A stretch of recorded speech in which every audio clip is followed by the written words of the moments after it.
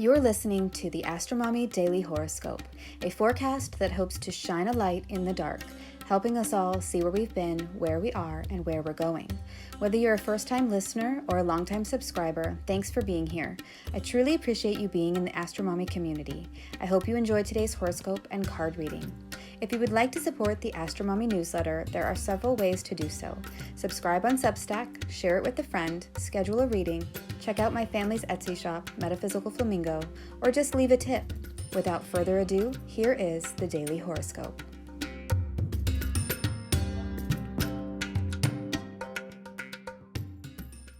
Full Moon in Gemini and Lunar Occultation of Mars. Daily Horoscope for Wednesday and Thursday, December 7th through the 8th, 2022. Good morning, friends. There are 5 days left of our holiday sale, which ends on December 12th, 2022 in the family Etsy shop. Select items are 20% off and select items have free shipping. If you order before December 12th, your item will arrive before Christmas, so get those orders in ASAP. Thanks so much.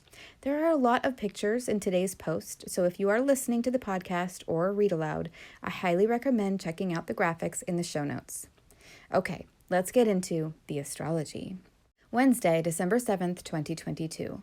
Well, tonight is the full moon in Gemini, conjunct Mars. I've been so excited about this full moon, actually, because this is the first time since I have been writing horoscopes that the moon will be blocking out a planet during a full moon. Yep, that's right.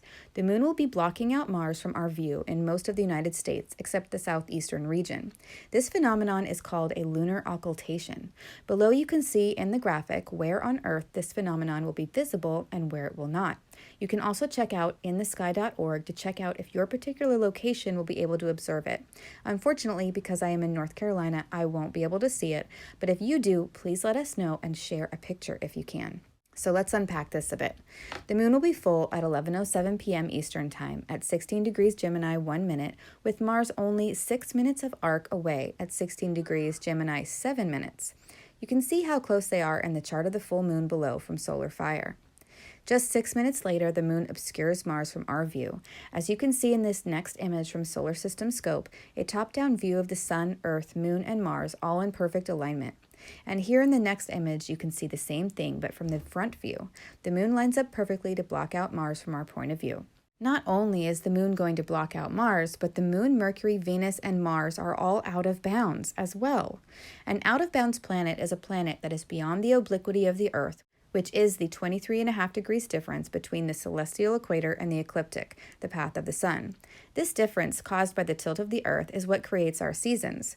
When a planet goes above or below this 23.5 degree range, it is said to be out of bounds and has a tendency to act and behave unpredictably.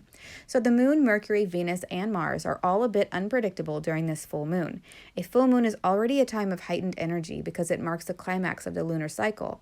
Add on to this energy all 4 of these celestial bodies being out of bounds and the moon blocking Mars, and we could see a very dramatic climax. The full moon in Gemini could represent the seeds of intention that you planted 2 weeks ago during the new moon in Sagittarius, which then turned into fruits during the first quarter phase and are now ripe and ready for harvest. The moon in Gemini inspires one to seek out more information, learn new languages, travel, read books, take courses, and have many conversations. I would love to know if you were able to witness the lunar occultation of Mars tonight. Leave me a comment or send me a photo. Right after the full moon and the lunar occultation of Mars, the Sun perfects his opposition to Mars at 12:41 a.m. Eastern Time. This means the Earth is smack dab in the middle of the Sun and Mars. The Sun and Mars in opposition means fights, aggression, and power struggles. Since Mars naturally represents war, cutting, surgery, knives, strife, men, and conflict, and the Sun represents power, fire, spirit, soul, the life force, the heart, and important solar figures in our lives, this opposition could be intense, especially with the full moon basically right on top of it. And let's not forget the out-of-bounds energy of the moon and Mars too. So we could see trouble, conflict, and strife between powerful masculine energies. Watch out for fires, heart issues, and problems caused by hastiness, impulsiveness, or people's energy running amok. Let's move on to the card for the day. What is the guidance for Wednesday? King of Swords, reversed. On this card, we see a king holding a sword and a shaft of wheat. His crown is gold and sturdy, and his robes are blue. Around his neck is a wreath of greenery. Behind him are clouds and a blue sky. In the upright position, the King of Swords represents someone who has a powerful intellect and is authoritative, courageous, and truthful. He is able to cut to the heart of the matter with efficiency and detachment. It represents the need to look at a situation with clarity and objectivity, or to seek counsel from someone who is an advisor of sorts, like a lawyer or an accountant. In the reverse position, it can symbolize someone who is indecisive about what they want to do or where they want to go. One could be feeling lost, confused, and a lack of mental clarity about things. Because one may feel scattered mentally, procrastination could be a big deal. This card is a reminder that we need to summon our inner strength and cut to the truth of the matter in a rational way so that we can make the necessary decisions and move forward. Thursday, December 8th, 2022.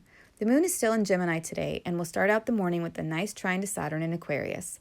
The moon and Saturn usually bring up feelings of isolation and loneliness, but with the trine aspect, which traditionally is the nature of Jupiter, there could be a feeling of ease this morning that makes fulfilling our duties and responsibilities as easy as spreading butter on toast. This may be a nice way to start the day, especially if last night was intense with fights and all, but it is still Saturn, so it could still suck. Hopefully it won't. By the afternoon, the moon makes a square to Neptune in Pisces, and your toast could get a bit soggy when your coffee gets metaphorically spilled on it. Moon and Neptune together in a square aspect could bring about something that is nobody's fault, but feelings of loss could come up. Maybe you really wanted that toast, and now you have to make a new batch, and you know it is ridiculous to cry about it, but the tears just keep coming. You feel like a 3-year-old, but it's unstoppable. By late tonight, the moon in Gemini opposes Venus in Sagittarius and starts to square Jupiter in Pisces. This creates a T-square from the moon to the two benefics. Thankfully, the moon and Venus and the moon and Jupiter combinations are usually ones of good fortune, and so even though this aspect is in opposition and a square, traditionally the natures of Saturn and Mars respectively, I feel that it could be a constructive interaction. There could be some hard feelings that come up around relationships, values, money, and big picture ideas, but ultimately everyone wants what is best going forward, and so I think this represents a compromise or actions being taken that will be beneficial in the long run. It's like in my kitchen. I need to purge the contents of my cabinets, but in order to do so, I have to take everything out and make a big mess that will be everywhere and in everyone's way, so it will be annoying, but only temporarily. After I clean out the cabinets and purge what's inside, my kitchen will run more smoothly and be more pleasant to cook in. So an inconvenience and uncomfortable situation that is only temporary and will yield something great at the end of the day. That's how I'm looking at this transit between the moon and the two benefics. Renovations could also fit this dynamic. Anything where there is an uncomfortable compromise while you are tackling a bigger issue that ultimately will make things better in the long run. Let's move on to the card for the day. What is the guidance for Thursday? Page of Rods. On this card, we see a page wearing a brown cloak and pants and a yellow shirt. His hat is brown and has a feather in it. He is holding a sprouted rod, looking at it intently. Behind him are red mountains and barren land. In the upright position, this card indicates that you are feeling inquisitive and inspired to find life, growth, and meaning anywhere you go and with anything you do. You may not have a plan or know exactly how you are going to get where you want to go, but you're willing to set out on the adventure and give it a go. You are ready to clean your kitchen and see where it takes you. The possibilities are endless. Maybe it'll lead you to a whole new kitchen decor that will be totally awesome and inspire you to cook more interesting and tasty meals for your family. Who knows? I would love to hear your thoughts, so please leave a comment or join the new chat and let us know what you think there. I hope this is helpful. Until Friday, AstroMommy. Thank you for reading the Daily Horoscope. Quick links and resources can be found at the bottom of the newsletter. Today's card was pulled from the Morgan-Greer Deck, available on Amazon. If you purchase anything through the affiliate links that I provide in the newsletters, I will make a small commission, but there are no additional costs to you. I don't share or recommend things that I don't 100% believe in and use myself. Thanks for listening.